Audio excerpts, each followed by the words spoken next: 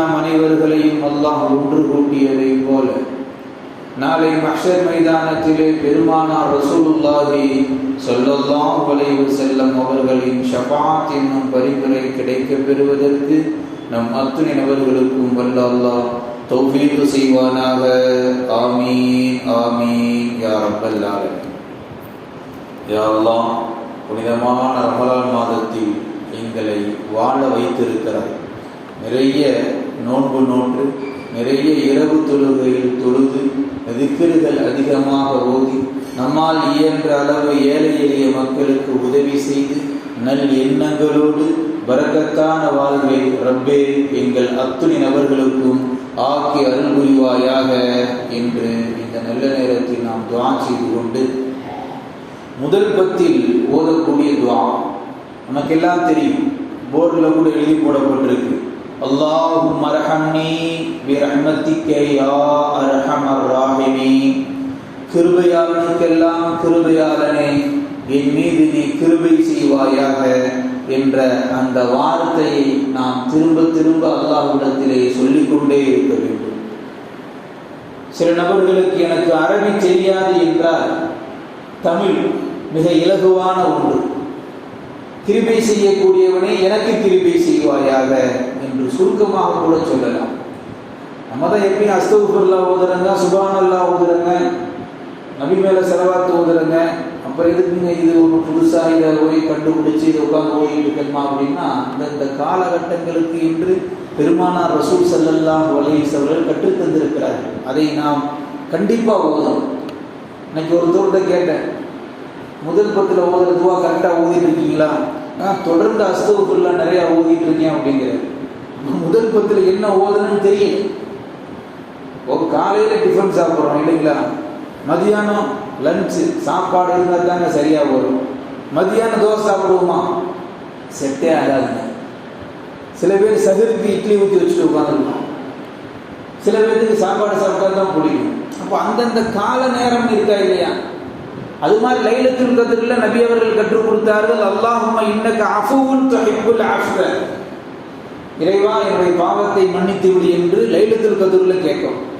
அப்போ அந்தந்த காலகட்டங்களுக்கு நபி அவர்கள் எதை கற்றுத் தந்தார்களோ, பொதுவாக அஸ்தக்ஃபிருல்லாஹ் ஓதலாம், பொதுவாக நபி மீது ஸலவாத் ஓதலாம், பொதுவாக லா இலாஹ இல்லல்லாஹ் முஹம்மது ரசூலுல்லாஹ் என்ற கலிமாவை ஓதலாம், தடையில்லை.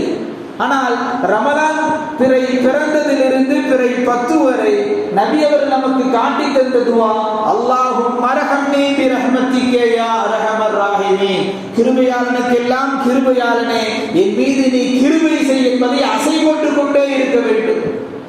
எத்தனை திக்ருகள் ஓதினாலும் இந்த வார்த்தையை நாம் மறந்து இந்த 10 நாட்களை கழித்து விடக்கூடாது என்பதால் தான் ஞாபகம் ஊட்டப்படுகிறது. அல்லாஹுடைய கிருபையும் அருளும் இல்லாவிட்டால் இந்த உலகத்தில் எதுவுமே இல்லை, இல்லைங்களா? கிருபையாளனே கிருபை செய்ய அல்லாஹ்னா என்ன அர்த்தம்? எனக்கு அருள் கொடு அல்லாஹ் அப்படின்னு தானே அர்த்தம். அப்போ அல்லாஹ்வுடைய அருள் இல்லாமல் நாம் ஈமான் கொள்ள முடியாது. அல்லாஹ்வுடைய அருள் இல்லாமல் நாம் நோன்பு வைக்க முடியாது, ஹராம் ஹலாலை பேண முடியாது, சுவனம் செல்ல முடியாது, நரகத்திலிருந்து பாதுகாப்பு பெற முடியாது. எல்லாத்துக்கும் அல்லாஹ்வுடைய அருள் வேணும். இன்றைய ஜும்மாவில் அல்லாஹ்வுடைய பள்ளியிலே நாம் அமர்ந்திருக்கிறோம் இல்லையா? இதற்கும் அல்லாஹ்வுடைய அருள் இருக்க போய் தான் அமர்ந்திருக்கிறோம். இதை நாம் எண்ணி அல்லாஹ்விற்கு சுக்ர் செய்யணும். எத்தனை முஸ்லிம்கள் ஜும்மாவை விட்டு சுத்துகிறார்கள். ஆனால் அல்லாஹ் புனிதமான ரமலான் மாதத்தில் ஜும்மாவில் முன்கூட்டிய பள்ளிக்கு வந்து அமர்ந்து அல்லாஹ்வை நினைவு கூறக்கூடிய சொற்பொழிவிலும் அல்லாஹ்வை திக்ர் செய்யக்கூடிய ஒரு வழிவகையிலும் நம்மை ஆக்கி வைத்திருக்கிறான் ரப்பே. அதனால் அல்லாஹ்விற்கு நாம் அல்லாஹ்வுடைய அருளுக்கு சொந்தக்காரர்கள் என்பதை நாம் நினைவுபடுத்தி அல்லாஹ்விற்கு சுக்ர் செய்யக்கூடியவர்களாக இருக்க வேண்டும். அதனால் அல்லாஹ்வுடைய அருள் இல்லாமல் எதுவுமே கிடையாது. குர்ஆன்ல கிட்டத்தட்ட ரஹ்மான்ங்கிற வார்த்தை 54 இடத்துல வரும். அதே போல இந்த ரஹீம் என்ற வார்த்தை கிட்டத்தட்ட 95 இடத்துல வருது. இந்த ரஹ்மான் ரஹீம் இந்த 2 வெவ்வேறு பேரு. ஆனால் பொருள் என்ன அப்படின்னு பார்த்தா, மூலப்பொருள் அல்லாஹ்வுடைய அருள்னா இருக்கு. அப்போ ஒவ்வொரு நாளும் ஃபர்லான தொழுகையில 17 தடவை ரஹ்மான் ரஹீம் என்று மொத்தம் 27 தடவை தினந்தோறும் ஃபர்லு தொழுகை நாம் ஓதிக்கொண்டே இருக்கிறோம். நாம் விருப்பப்பட்டோ விருப்பப்படாமலோ, புரிந்தோ புரியாமலோ, ஞாபகம் வைத்தோ ஞாபகம் வைக்காமலோ இந்த வார்த்தையை நாம் சொல்லிக்கொண்டே இருக்கிறோம். சொல்ல சொல்லத்தான் ரப்புடைய அருள் நமக்கு கிடைக்கும். குர்ஆன்ல அல்லாஹ் சொல்லுவான், ஃபலவுலா ஃபதுலுல்லாஹி அலைக்கும் வரஹ்மத்துஹு, என்னுடைய ரஹ்மத்து மட்டும் இல்லாவிட்டால் மனிதா நீங்க எப்படி ஆயிருப்பீங்க தெரியுங்களா? லகுன்தும் மினல் ஹாசிரீன், நஷ்டவாளிகளாக நீங்கள் ஆயிருந்திருப்பீர்கள். அந்த நஷ்டத்திலிருந்து அல்லாஹ் தஆலா காப்பாற்றி விட்டான். என் கிருபை உங்களுக்கு உண்டு என்பதை அல்லாஹ் தஆலா திருக்குர்ஆன் ஷரீஃபிலே சொல்லி காட்டுகிறான். அல்லாஹ்வுடைய அருளை அனுபவிக்கக்கூடிய நாம் எவ்வளவு அமல் செய்தாலும் அந்த அமல்கள் எல்லாம் அல்லாஹ்வுடைய அருளுக்கு ஈடு இணை ஆகவே ஆகாது. ஹாக்கிம் என்ற கிதாபில் ஒரு அற்புதமான வரலாற்று சம்பவம். ஜாபிர் ரலியல்லாஹு அன்ஹு அவர்கள் இந்த ஹதீஸை அறிவிக்கிறார். நபி ஸல்லல்லாஹு அலைஹி வஸல்லம்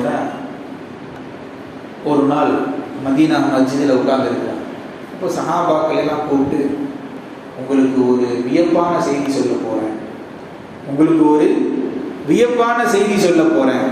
என்ன செய்தி அப்படின்னு பார்த்தா, கொஞ்ச நேரத்துக்கு முன்னாடி தான் ஜிப்ரீல் அலைஹிஸ்ஸலாத்து வஸ்ஸலாம் அவர்கள் வந்து எனக்கு சில செய்திகளை சொல்லிவிட்டு சென்றார்கள். அந்த செய்தியை நான் உங்களிடத்தில் பகிர்ந்து கொள்கிறேன் என்று பெருமானார் ரசூலுல்லாஹி ஸல்லல்லாஹு அலைஹி வஸல்லம் அவர்கள் கூற ஆரம்பிக்கிறார்கள். ஒரு நல்லடியார், அல்லாஹ்விற்கு மிக விருப்பமான நல்லடியார், கிட்டத்தட்ட 500 ஆண்டு காலம் வாழ்கிறார்.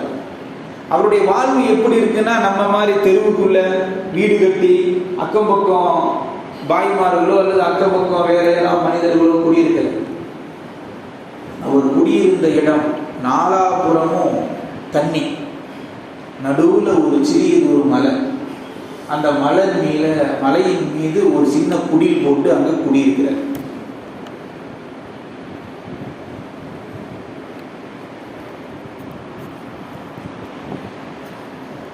மனித தொடர்பே கிடையாது. எப்போ அவருக்கு பசிக்குமோ அப்படியே கீழே இறங்கி வருவார்.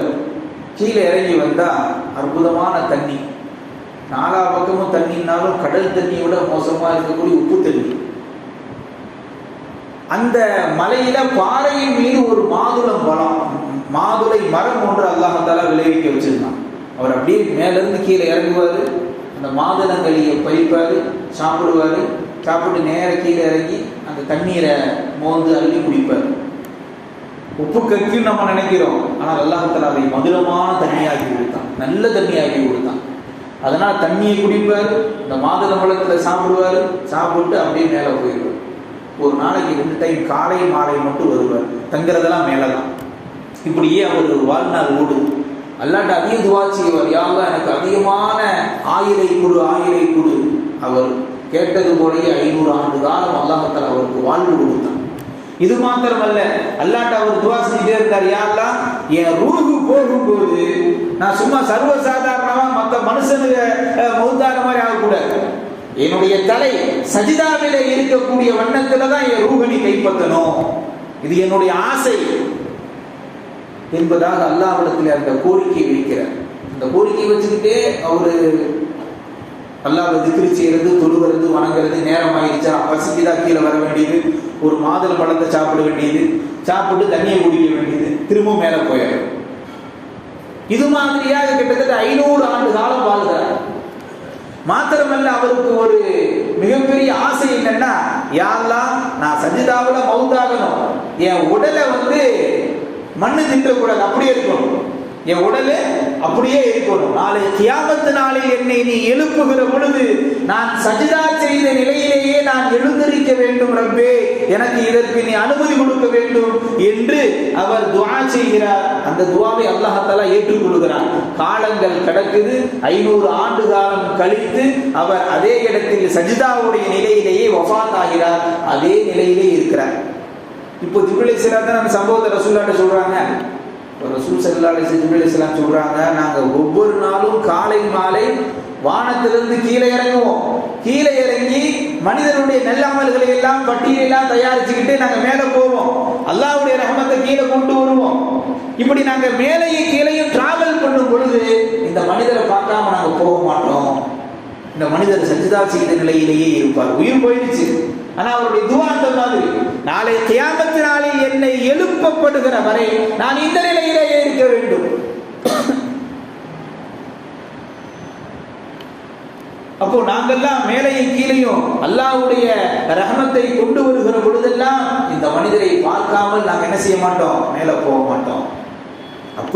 அப்படி வாழ்ந்த அந்த மனிதர் நாளை கியாமத்து நாள்ல ஜனங்களோட ஜனங்களாக, மக்களோட மக்களாக இந்த நல்லடியார் இருப்பார். இந்த 500 ஆண்டு காலம் வாழ்ந்தாரே, இந்த நல்லடியார் இருப்பார். அப்போ அல்லாஹ் தஆலா அவரை கூப்பிடுவான், என்னுடைய நேசத்திற்குரியவரே இங்க வாங்க. கூப்பிட்டு மலக்குமார்கள்ட்ட சொல்லுவான், இவருக்கு சொர்க்கத்தை கொடுங்க, என் அருளின் மூலமாக, என் அருளை கொண்டு இவருக்கு சொர்க்கத்தை கொடுங்க என்று சொன்ன உடனே அவருக்கு ரோசம் வந்துடும். என்னெல்லாம் அருளை கொண்டு சொர்க்கத்துக்கு போக சொல்றேன், வாழ்ந்தது எத்தனை ஆண்டு காலம், 500 ஆண்டு காலம், மனிதனுடைய எந்த ஒரு தொடர்புமே இல்லை, நீதான் சதா, உன்னை தவிர வேறு யாருமே இல்லைன்னு வாழ்ந்து வணங்கிட்டே வந்தவன. அப்போ என்னுடைய வணக்கத்தை வச்சு தானே நீ சொர்க்கத்துக்கு போன்னு சொல்லணும். இப்ப நம்மளாம் அப்படிதானே சொல்றோம், 5 நேரம் கொடுங்க அல்லாஹ் சொர்க்கத்தை கொடுப்பான், ஜகாத்து கொடுங்க சொர்க்கத்தை கொடுப்பான், ஹஜ்ஜு செய்யுங்க, வசதி இருக்கவங்க ஹஜ்ஜு செய்யுங்க அல்லாஹ் சொர்க்கத்தை கொடுப்பான், களிமா ஓதுங்க சொர்க்கத்தை கொடுப்பான், துவா செய்ய சொர்க்கத்தை கொடுப்பான். நமக்கு எல்லாத்துக்கும் இலக்கு என்ன? ஒரு முஸ்லிமா பிறந்த ஒரு மனிதனுக்கு இலக்கு, கடைசி லட்சியம்னா சொர்க்கம் தான். அப்படித்தான் நமக்கு சொல்லப்படுது. அவரு அப்படிதான் சொல்றாரு அல்லாட்ட, நான் செஞ்ச அமல் மூலமாக தானே அல்லாஹ் என்னைய சொர்க்கத்துக்கு போன்னு சொல்லியிருக்கணும், நீ என்னடான்னா உன் அருளின் மூலமாக சொர்க்கத்துக்கு போக சொல்லி மலக்கிட்ட சொல்றீங்களே. அப்போ அல்லாஹ் சொல்லுவான், மலக்குகளே அப்படிங்களா, சரி இவர் எத்தனை வருஷம் வாழ்ந்த கணக்கு கொடுங்க. நல்லா கணக்காளன்ல அவன் ஹாக்கிமி, மிகப்பெரிய தீர்ப்பாளி இல்லையா, கணக்கு போடுங்க அப்படின்னோடனே பட்டியல் போடப்படுது. எத்தனை வருஷம் வாழ்ந்தாரு, 500 ஆண்டு காலம் வாழ்ந்தாரு. எப்படியெல்லாம் தொழுதாரு, வணங்கினாரு, ஒரே ஒரு பழத்தையும் தண்ணியுமே குடிச்சிட்டு அல்லா அல்லா அல்லா அல்லாண்டே தன்னுடைய வாழ்நாளை கழிச்சாரு. சரி, நன்மை பட்டியல் வந்து தயாராகிடுச்சு. 500 ஆண்டு கால நன்மை பட்டியல் ஒரு நிமிஷம், ஒரு செகண்ட் தான். இன்னைக்கெல்லாம் அந்த SBI அந்த பாண்டு சொல்றானா இல்லையா, அதை கொடுக்கறதுக்கு எப்படி நேரம் ஆகும்? இன்னைக்கு அந்த பிரச்சனை தான் ஓடிட்டு இருக்கு நாட்டில். அரசியல் கட்சிகள் பத்திரங்கள் என்ன வாங்கச்சுன்னு, இல்லைங்க அந்த டேட்டா கொடுக்க முடியாதுன்னு அப்படின்னா நீதிபதி சொல்றாரு, ஒரு தட்டு தட்டியா பதிவு பண்ணி வச்சிருக்க கம்ப்யூட்டர்ல, ஒரு தட்டு தட்டுனா எல்லா விஷயமும் வந்துடும், ஏட்டு ஜெட்டு வந்துடும். இதுக்கே இழுத்தடிக்கிறேன்னு சந்திர சூட்டு கேட்கிறாரு இல்லையா. டெக்னாலஜி வளர்ந்துருச்சு, நம்ம அழகா சொல்றோம், பிடிப்பா எத்தனை 10 வருஷமா கொடுத்ததெல்லாம் உடனே வந்துடுமா அப்படின்னு நம்ம கேட்கிறோம். ஆனா ஒரு 100 வருஷத்துக்கு முன்னாடி இந்த மாதிரியான விஷயம் சொன்னா யோசிப்பான் மனுஷன். ஏன்னா அவன் அறிவு அந்த அளவுக்கு இல்லை. 100 வருஷத்துக்கு முன்னாடி இருந்த மனிதனுக்கு இவ்வளவு பெரிய டெக்னாலஜி கிடையாது. எல்லாம் பயோடேட்டா எல்லாம் கொடுப்பான்னு சொன்னா நம்புவோம், அவ்வளவுதான். சரி அல்லாஹ் சக்தி உள்ளவன்பா கொடுப்பான்பா அப்படின்னு. ஆனா இன்னைக்கு நம்ம அறிவு என்ன சொல்லுது, சாதாரண சிப்பு மனுஷன் தயாரிச்சு மெமரி கார்டு எவ்வளவு டேட்டா பதிவு பண்ணுது இல்லைங்களா. அப்ப இதெல்லாம் படைச்ச ரப்பு எவ்வளவு பெரிய சக்தி உள்ளவனா இருப்பான் அப்படின்னு நம்ம அறிவு என்ன செய்யுது, அல்லாஹ்வுடைய குதிரத்தை யோசிக்க வைக்கிறது. சரி, நம்ம விஷயத்துக்கு வந்துடும். அப்போ அந்த 500 ஆண்டு கால பட்டியல் என்ன செய்ய தயாராயிருச்சு. அப்ப அல்லாஹ் சொல்லுவான், மலக்குகளே இவர் செஞ்ச நன்மைகள் பட்டியெல்லாம் ஓகே, ஏன் நான் கொடுத்தல அல்ல, இந்த மனிதனுக்கு ஞாபகத்தை அருள் கொடுத்தேன் இல்லையா, அதை பட்டியல் போடுங்க அப்படின்னு சொல்லி எடுத்த உடனே மலக்கு மனுஷனுக்கு கொடுத்த கண்ணு இருக்கா இல்லையா, அந்த கண்ணை தூக்கியை போடுவான். அல்லாஹ் கொடுத்த அந்த கண்ணுக்கு நிகரா இவர் செஞ்ச 500 ஆண்டு கால அமல் பூரா முடிந்தது. பெருமானார் ரசூலுல்லாஹி ஸல்லல்லாஹு அலைஹி வஸல்லம் சொல்லுகிறார்கள், இவர் 500 ஆண்டு கால தொழுகை, வணக்கம், இபாதத், திக்ர்கள் அத்துணையும் ஒரு பக்கமும் அல்லாஹ் கொடுத்த அந்த 2 கண்கள், அந்த 2 கண்ணை கொண்டு இந்த உலகத்தை பார்த்து வாழ்ந்தாரே, வளர்ந்தாரே, வளம் வந்தாரே, அதுக்கு சரியா போச்சு. அப்ப அல்லாஹ் கேட்பான், சரி கண்ணுக்கு 500 முடிஞ்சு, அடுத்து நம்ம கொடுத்த அருளை லிஸ்ட் போடுங்க அப்படின்னா ஒண்ணும் இல்லை. அப்போ அந்த மனிதர் அந்த 500 ஆண்டு காலம் தவம் இருந்து அல்லாஹ்வே வணங்கி வாழ்ந்த அந்த மனிதர் உண்மையை ஏற்றுக்கொள்கிறார். ரப்பே, என்னுடைய அமலை கொண்டு நான் சொர்க்கத்துக்கு போக முடியாது, என்னுடைய அமலை கொண்டு நான் சொர்க்கத்துக்கு போக முடியாது. அமல் என்பது ஒரு காரணம். நான் அல்லாஹ் தொழுகை சொல்லியிருக்கிறேன், நம்ம தொழுதுருக்கோம், அவ்வளவுதான். நம்முடைய தொழுகை அல்லாஹ் ஏற்றுக்கொண்டானா ஏற்றுக்கொள்ளலையா தெரியாது.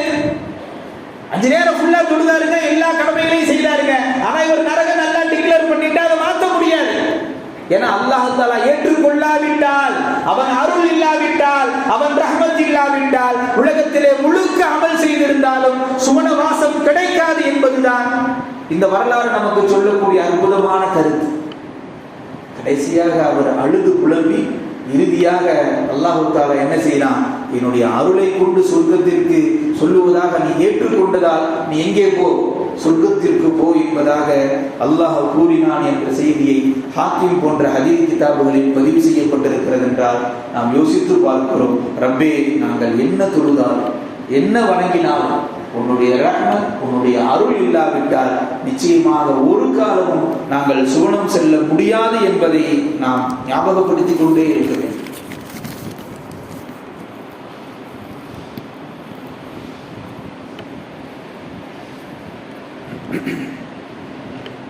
அல்லாஹ்ட்ட யா அல்லாஹ் என் மீது கிருபை செய் என்று நாம் புலம்பத்தான் அல்லாஹ் தஆலா என் மீது கிருபை செய்வான்.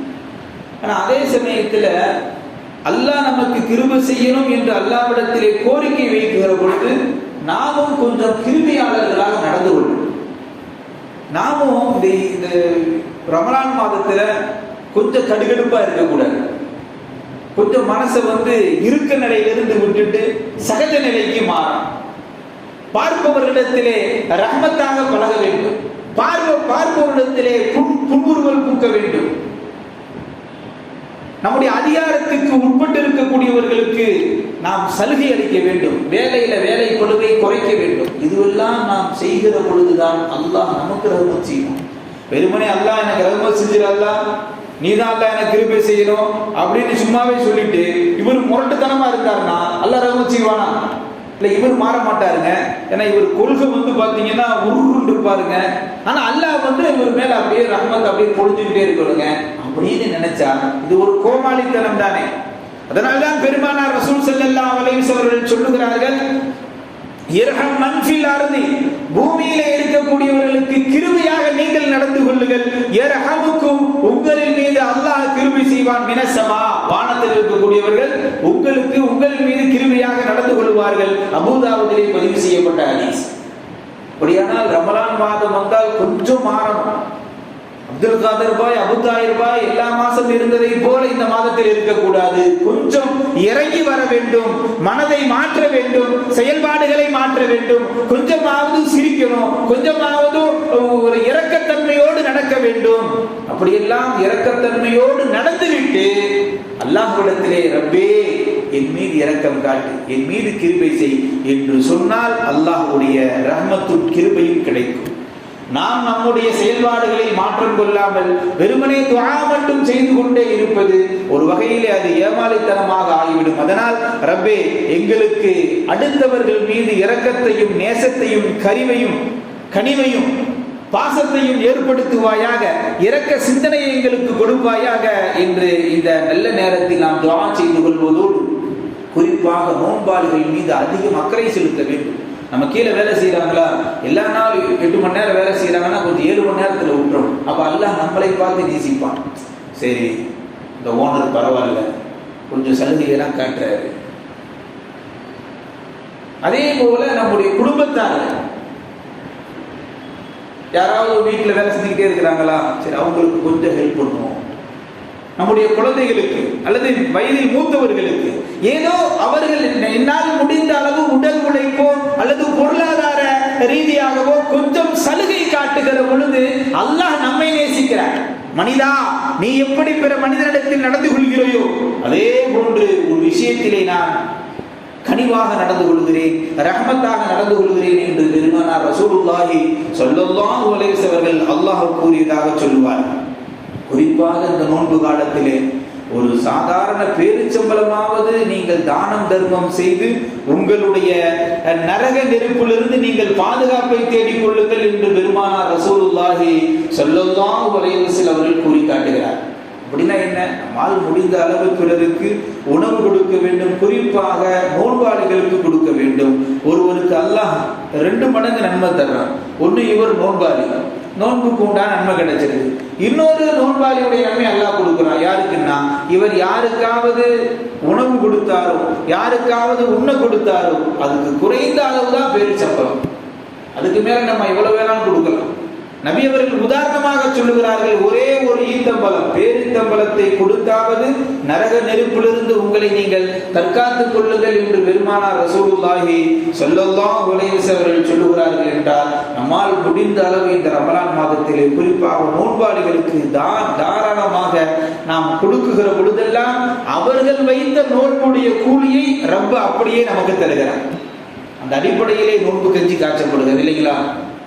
நபர் வித்தியாசம் இல்லாமல் எல்லா நபர்களும் குடிக்கிறார்கள். குறிப்பாக நோன்பாளிகள் நோன்பு திறப்பதற்காக எத்தனை பதார்த்தங்கள் இருந்தாலும் அந்த கஞ்சியை உறிஞ்சி குடிக்கக்கூடிய சுகமே தனி இல்லைங்களா?